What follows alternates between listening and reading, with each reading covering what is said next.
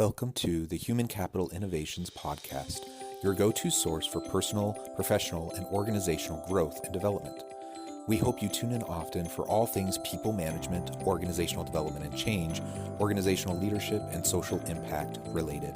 Maximize your personal and organizational potential with Human Capital Innovations Podcast.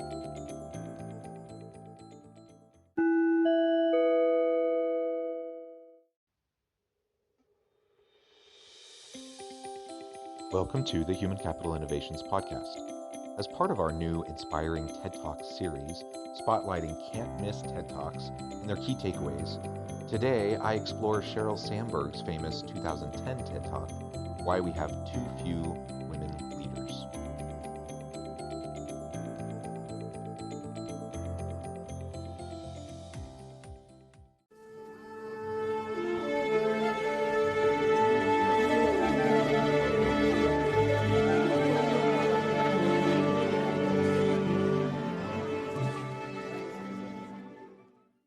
Welcome to the Human Capital Innovations Podcast.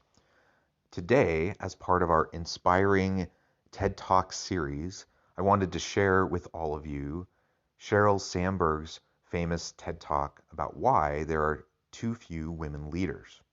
In this famous TED Talk, Facebook COO Sheryl Sandberg looks at why a smaller percentage of women than men reach the top of their professions.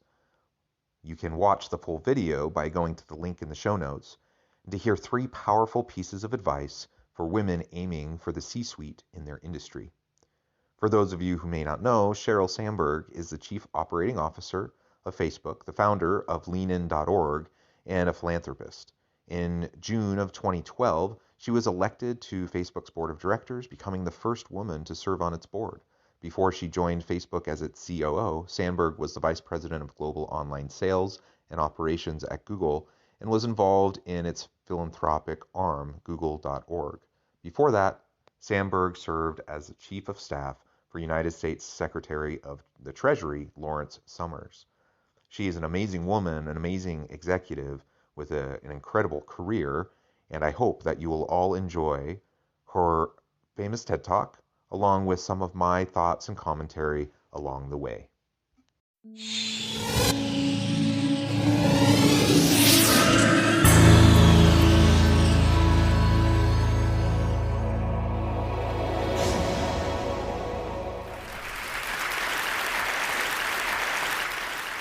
So for any of us in this room today, let's start out by admitting we're lucky.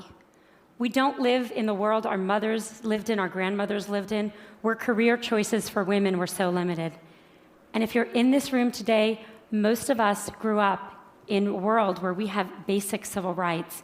And amazingly, we still live in a world where some women don't have them. But all that aside, we still have a problem, and it's a real problem. And the problem is this: women are not making it to the top of any profession anywhere in the world. The numbers tell the story quite clearly. 190 heads of state, 9 are women. Of all the people in parliament in the world, 13% are women. In the corporate sector, women at the top, C-level jobs, board seats, tops out at 16%. The numbers have not moved since 2002 and are going in the wrong direction. And even in the nonprofit world, a world we sometimes think of as being led by more women, women at the top, 20%. We also have another problem, which is that women face harder choices between professional success and personal fulfillment. A recent study in the US showed that of senior managers, of married senior managers, 2/3 of the married men had children, and only 1/3 of the married women had children. A couple of years ago, I was in New York, and I was pitching a deal. And I was in one of those fancy New York private equity offices you can picture. And I'm in the meeting. It's about a 3-hour meeting. And 2 hours in, there's kind of needs to be that bio break, and everyone stands up. And the partner running the meeting starts looking really embarrassed. And I realize he doesn't know where the women's room is in his office. So I start looking around for moving boxes, figuring they just moved in, but I don't see any. And so I said, "So did you just move into this office?" And he said, "No, we've been here about a year." And I said, "Are you telling me that I'm the only woman to have pitched a deal in this office in a year?" And he looked at me and he said, yeah, or maybe you're the only one who had to go to the bathroom. So the question is, how are we going to fix this? Yes, how are we going to fix this? Such an important question. She already lays out in the very beginning of her TED Talk an incredible, inequitable kind of a situation, just as she's going to meet with this group of equity funders. And the fact that they have never, in the year that they've been in those offices, had a female come to pitch anything is incredible. And it's just one indication of the inequities in the tech industry, of course, but really in terms of women in the workplace and women in leadership positions. There's really no good reason or excuse for that. And while it may not be intentional, it may not be that anyone in that firm specifically had tried to keep out women, there are systemic barriers that keep women and people of color and other minority groups, it keeps them out of these types of positions and these types of opportunities where they get access to the types of funding that they need and other resources to be able to move forward in their careers and help their organizations. We need to figure out how we can fix this. How do we change these numbers at the top? How do we make this different? I want to start out by saying I talk about this, about keeping women in the workforce, because I really think that's the answer. In the high-income part of our workforce, in the people who end up at the top Fortune 500 CEO jobs or the equivalent in other industries, the problem, I am convinced, is that women are dropping out. Now, people talk about this a lot, and they talk about things like flex time and mentoring and programs companies should have to train women. I want to talk about none of that today, even though that's all really important. Today, I want to focus on what we can do as individuals. What are the messages we need to tell ourselves? What are the messages we tell the women that work with and for us? What are the messages we tell our daughters? Now, at the outset, I want to be very clear that this speech comes with no judgments. I don't have the right answer. I don't even have it for myself. I left San Francisco, where I live, on Monday, and I was getting on the plane for this conference, and my daughter, who's 3, when I dropped her off at preschool, did that whole hugging the leg, crying, "Mom, you don't get on the plane" thing. This is hard. I feel guilty sometimes. I know no women, whether they're at home or whether they're in the workforce, that don't feel that sometimes. So I'm not saying that staying in the workforce is the right thing for everyone. My talk today is about what the messages are if you do want to stay in the workforce, and I think there are 3. She's about to lay out the 3 main points of her presentation, but I appreciate how she leads into this by saying she doesn't have the answer, and it's a very complex problem. It's multifaceted, and there are lots of reasons why we don't see as many female executives and women in various leadership positions in the workplace. She is convinced that it has to do with labor force participation and that women need to stay in the workplace in order to have those opportunities. Surely that plays a role, but there are lots of different factors. I appreciate that she has the intellectual humility to recognize that she doesn't actually know all the answers, but she is exploring this and wants to try to figure it out. And we all need to ask ourselves these important questions as we try to figure it out and figure out what's right for us, for our families, and the types of narratives and messaging that we convey to our daughters and to the women in our lives. 1, sit at the table. 2, make your partner a real partner. And 3, look at that, don't leave before you leave. Number 1, sit at the table. Just a couple weeks ago at Facebook, we hosted a very senior government official, and he came in to meet with senior execs from around Silicon Valley. And everyone kind of sat at the table, and then he had these 2 women who were traveling with him who were pretty senior in his department, and I kind of said to them, sit at the table, come on, sit at the table. And they sat on the side of the room. When I was in college, my senior year, I took a course called European Intellectual History. Don't you love that kind of thing from college? Wish I could do that now. And I took it with my roommate, Carrie, who was then a brilliant literary student and went on to be a brilliant literary scholar. And my brother, smart guy, but a water polo playing pre-med who was a sophomore. The three of us take this class together. And then Carrie reads all the books in the original Greek and Latin, goes to all the lectures. I read all the books in English and go to most of the lectures. My brother is kind of busy. He reads one book of 12 and goes to a couple of lectures, marches himself up to our room a couple days before the exam to get himself tutored. The three of us go to the exam together, and we sit down, and we study, sit there for 3 hours in our little blue notebooks. Yes, I'm that old. And we walk out, and we look at each other, and we say, how'd you do? And Carrie says, boy, I feel like I didn't really draw out the main point on the Hegelian dialectic. And I say, God, I really wish I had really connected John Locke's theory of property, the philosophers that follow. And my brother says, I got the top grade in the class. You got the top grade in the class? You don't know anything. The problem with these stories is that they show what the data shows. Women systematically underestimate their own abilities. If you test men and women and you ask them questions on totally objective criteria like GPAs, men get it wrong slightly high and women get it wrong slightly low. Women do not negotiate for themselves in the workforce. A study in the last 2 years of people entering the workforce out of college showed that 57% of boys entering, or men, I guess, are negotiating their first salary, and only 7% of women. And most importantly, men attribute their success to themselves and women attribute it to other external factors. If you ask men why they did a good job, they'll say, I'm awesome. If you ask, obviously, why are you even asking? If you ask women why they did a good job, what they'll say is someone helped them, they got lucky, they worked really hard. Why does this matter? Boy, it matters a lot, because no one gets to the corner office by sitting on the side, not at the table. And no one gets the promotion if they don't think they deserve their success or they don't even understand their own success. I wish the answer were easy. I wish I could just go tell all the young women I work for, all these fabulous women, believe in yourself, negotiate for yourself, own your own success. I wish I could tell that to my daughter. But it's not that simple, because what the data shows above all else is one thing, which is that success and likability are positively correlated for men and negatively correlated for women. And everyone's nodding because we all know this to be true. There's a really good study that shows this really well.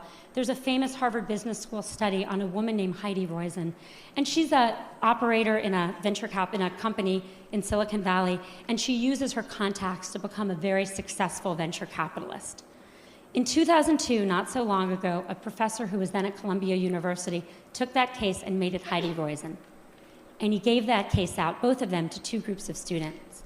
He changed exactly one word, Heidi to Howard, but that one word made a really big difference. He then surveyed the students, and the good news was the students, both men and women, thought Heidi and Howard were equally competent, and that's good. The bad news was that everyone liked Howard. He's a great guy. You want to work for him. You want to spend the day fishing with him. But Heidi, not so sure. She's a little out for herself. She's a little political. You're not sure you'd want to work for her. This is the complication. We have to tell our daughter and our colleagues, we have to tell ourselves to believe we got the A, to reach for the promotion, to sit at the table. And we have to do it in a world where for them there are sacrifices they will make for that, even though for their brothers there will not. The saddest thing about all of this is that it's really hard to remember this, and I'm about to tell a story which is truly embarrassing for me, but I think important. I gave this talk at Facebook not so long ago to about 100 employees. And a couple hours later, there was a young woman who works there sitting kind of outside my little desk, and she wanted to talk to me. And I said, okay, and she sat down and we talked, and she said, I learned something today. I learned that I need to keep my hand up. I said, what do you mean? She said, well, you're giving this talk, and then you said you're going to take 2 more questions, and I had my hand up with lots of other people, and then you took 2 more questions, and I put my hand down, and I noticed all the women put their hand down, and then you took more questions, only from the men. And I thought to myself, wow, if it's me, who cares about this, obviously, giving this talk, during this talk, I can't even notice that the men's hands are still raised and the women's hands are still raised. How good are we as managers of our companies and our organizations at seeing that the men are reaching for opportunities more than women? We've got to get women to sit at the table. Sit at the table. It's a very simple idea, but it's very hard to do. And that was a longer clip. I thought about breaking it up into a few shorter clips and adding in my commentary, but really, she expresses so well some stories and some various data and information about what really we're dealing with, and it's deep in the psyche of women, and a common difference between men and women in terms of how they perceive their own connection with the world around them. The story about her brother thinking that he did almost nothing and got the highest grade in the class versus her friend who had done so much and was very self-critical and ultimately didn't feel like she had done very well is a classic example. And it's why we end up with so many incompetent men in leadership positions. Now, that's not to say that we can't have competent, capable, successful men who are very good at what they do in leadership positions, but disproportionately, the research shows that we end up with more incompetent men at higher level positions within organizations. And in large part, it's due to this phenomenon. It's due to men feeling like they can do it, like they're capable, and that's, I suppose, a good thing to have confidence. But it's not a good thing when it's at the expense of actually competent, capable women who can actually do the work, who can actually do the job, and for whatever reason, they've been socialized to be more self-critical, to not take those chances, to not negotiate for themselves, to not push for a seat at the table. Whether a woman chooses to negotiate for herself or she decides to fight for a seat at the table or not, we as leaders within organizations, and I say this as a man, if I'm a man in an organization, I can't wait for a woman to negotiate or to fight for space and room for her to be valued and treated with dignity and respect. I have to proactively go after that and treat everyone, regardless of gender, regardless of any demographic difference or type of variation in thinking. I need to treat everyone with dignity and respect. I need to give everyone equal opportunity. And that is illustrated by the last part of her story in that clip. If I don't notice that only the men keep their hand up when I've already said I'm not taking any more questions, and all the women put their hands down, if I don't proactively call on more women at that point and I only call on the men, what I'm doing is disproportionately rewarding behavior that actually is contrary to what I said I was going to do in the first place. And I'm disproportionately hurting those that are trying to honor my request. That happens in organizations all the time. And let's be honest, it's not strictly a gender thing. It's not just men versus women. It's dispositional, it's personality. There's lots of different factors that lead into it. But in the aggregate, as we look at it, it's very clear that men tend to put themselves out there more and women tend not to. And we shouldn't wait to make decisions or to include people, how to include people based on those factors. We simply have to allow for everyone to contribute. And that means as a leader, I need to proactively go out and make sure that someone has a seat at the table, even if they haven't fought for that seat.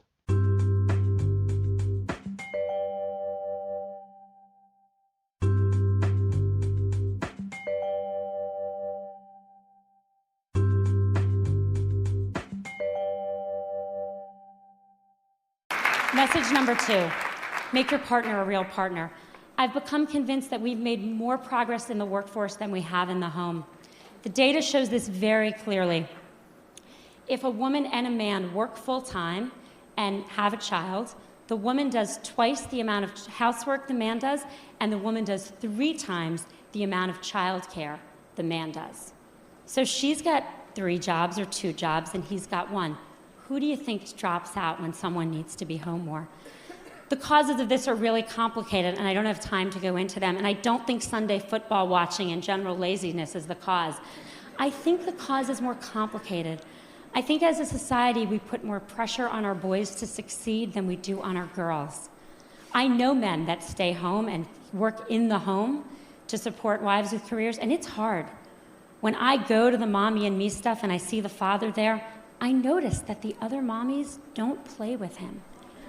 And that's a problem, because we have to make it as important a job, because it's the hardest job in the world, to work inside the home for people of both genders, if we're going to even things out and let women stay in the workforce. Studies show that households with equal earning and equal responsibility also have half the divorce rate. And if that wasn't good enough motivation for everyone out there, they also have more, how shall I say this on this stage? They know each other more in the biblical sense as well. We need to be equal partners. It's very simple. The impact on women is huge. The data is very clear that women disproportionately take on the brunt of the housework, the child care, the elder care, all of those things that happen in the home. Disproportionately, women take on the heavier load, and that takes a toll in their career. That takes a toll in their ability to pursue or even want to try to pursue those types of leadership and executive roles and responsibilities. So I, as a man, need to support my wife. I need to support her in doing my fair share, doing my part of the load at home, if not making an extra effort to take on even more of the load to support her as she's trying to get back into the workforce. Many of you who are listeners to the podcast, you know that we have a large family. We have 6 kids. My wife has sacrificed tremendously for the rearing of our kids, and that has disrupted her ability to participate in the workforce. But she's an incredibly intelligent woman. She's very capable and very talented. But she's put at a disadvantage because of the years she's spent at home. So I feel a particular responsibility to not just do my fair share, but to actually do more, because it's her turn. It's her turn to pursue her dream, to pursue her career, and I need to support her in that. It's a very simple idea, but I can't put myself first. I can't just look at my own career goals and trajectory and do that at the expense of my wife, my kids, or any of the opportunities that she may have in the future. Message number 3, don't leave before you leave. I think there's a really deep irony to the fact that actions women are taking, and I see this all the time, with the objective of staying in the workforce, actually lead to their eventually leaving. Here's what happens. We're all busy. Everyone's busy. A woman's busy. And she starts thinking about having a child.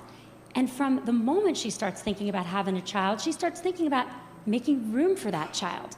How am I going to fit this into everything else I'm doing? And literally from that moment, she doesn't raise her hand anymore. She doesn't look for a promotion. She doesn't take on the new project. She doesn't say, me, I want to do that. She starts leaning back. The problem is that, let's say she got pregnant that day, 9 months of pregnancy, 3 months of maternity leave, 6 months to catch her breath. Fast forward 2 years, more often, and as I've seen it, women start thinking about this way earlier. When they get engaged, when they get married, when they start thinking about trying to have a child, which can take a long time. One woman came to see me about this, and I kind of looked at her. She looked a little young, and I said, so are you and your husband thinking about having a baby? And she said, oh, no, I'm not married. She didn't even have a boyfriend. I said, you're thinking about this just way too early. But the point is that what happens once you start kind of quietly leaning back? Everyone who's been through this, and I'm here to tell you, once you have a child at home, your job better be really good to go back, because it's hard to leave that kid at home. Your job needs to be challenging. It needs to be rewarding. You need to feel like you're making a difference. And if 2 years ago, you didn't take a promotion and some guy next to you did, if 3 years ago you stopped looking for new opportunities, you're going to be bored because you should have kept your foot on the gas pedal. Don't leave before you leave. Stay in. Keep your foot on the gas pedal until the very day you need to leave to take a break for a child, and then make your decisions. Don't make decisions too far in advance, particularly ones you're not even conscious you're making. My generation, really sadly, is not going to change the numbers at the top. They're just not moving. We are not going to get to, we're 50% of the population. In my generation, there will not be 50% of people at the top of any industry. But I'm hopeful that future generations can. I think a world that was run where half of our countries and half of our companies were run by women would be a better world. And it's not just because people would know where the women's bathroom are, even though that would be very helpful. I think it would be a better world. I have 2 children. I have a 5-year-old son and a 2-year-old daughter. I want my son to have a choice to contribute fully in the workforce or at home. And I want my daughter to have the choice to not just succeed, but to be liked for her accomplishments. Thank you. Don't leave before you leave. I think this is great advice for everybody, men and women, regardless of life situation.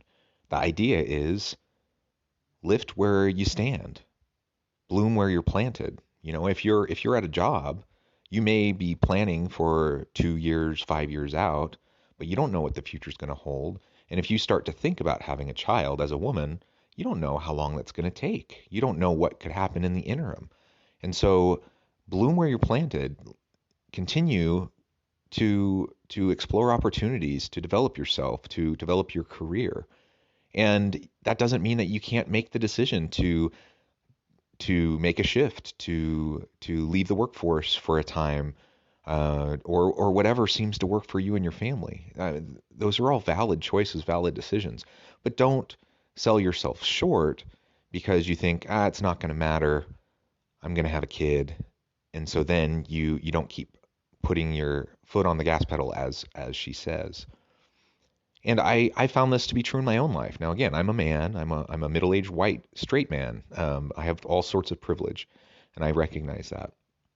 But I also have recognized that even when I found myself in different situations and different opportunities, that I always have the option of choosing to mentally check out, to think about the next opportunity, to think about the new scenario, the new situation, and to stop putting my foot on the gas in relation to the current role that I have, the current job that I have, and the current opportunities that are before me.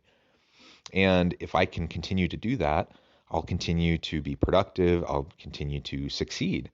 But the moment you start to be complacent, whether that's because you are thinking about having a kid or whatever, for any reason, the moment you start becoming complacent and you lean back, as she says, then you're not making the most of your opportunities. You're not leveraging your own capabilities, and you're not continuing to learn and grow. Now, for women, this is particularly important because there are structural disadvantages in place for them in the workplace.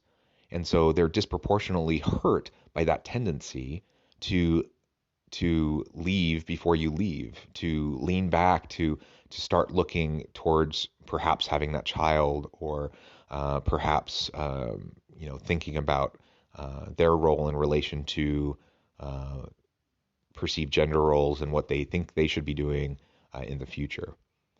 Ultimately, I love this TED Talk because she really hits on 3 of the major, fairly significant aspects of what I think we all need to be thinking about. I hope women who are listening will consider these 3 aspects, but I hope the men listening will also consider them and also think about, how do you support your partner? How do you, as a leader, break down barriers and help the women in the workplace, women on your team, to see themselves in leadership positions, to reach and to stretch for those positions. And if they're not putting themselves forward, in part because of perceived lack of ability or competence or whatever, that you can proactively go out and try to recruit them, to call on them in meetings, to assign them to projects, even if they don't volunteer. There's so many things we can do as leaders to make sure that the women in our lives, the women in the workforce, the women in our teams have opportunities, and we don't need to wait for them to negotiate their spot, to fight for their role, for their position. We can proactively make room for them. We can proactively invite them to the table, proactively make sure that their voices are heard, proactively make sure that they're not talked over in meetings, that others, and particularly men, don't take credit for their ideas in meetings, so on and so forth.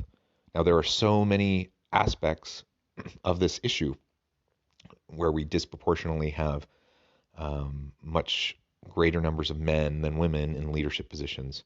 This TED Talk only talked about 3 specific aspects that we can consider as we move forward. And it's complex, and there's many more facets that need to be considered. We need to look at structural constraints and roadblocks that can be removed. But ultimately, I hope that everyone listening today will take some time to self-reflect. Think about your current situation. Think about your people, your team. Think about what you can do to be more supportive and to really help everyone you work with maximize their capacities, maximize their potential.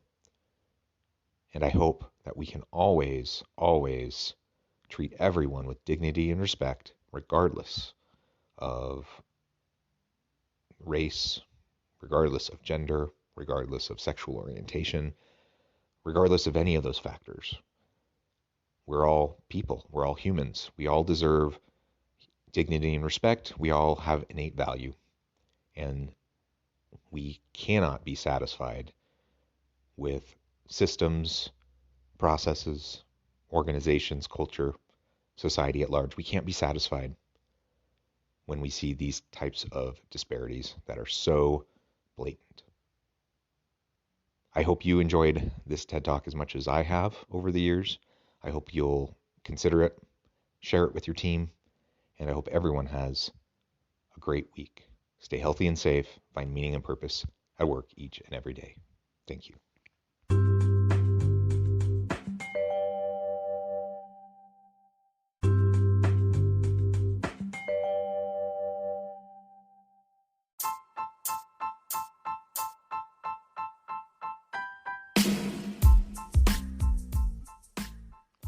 We are excited about the launch of HCI's new magazine, Human Capital Leadership.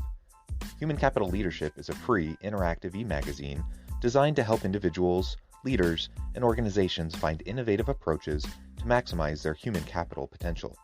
We will be publishing issues quarterly in August, November, February, and May. Check out the first issue and let us know what you think.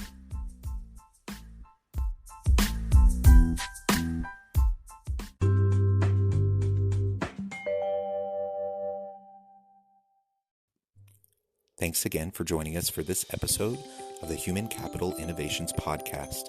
I hope you stay healthy and safe and that you have a great week.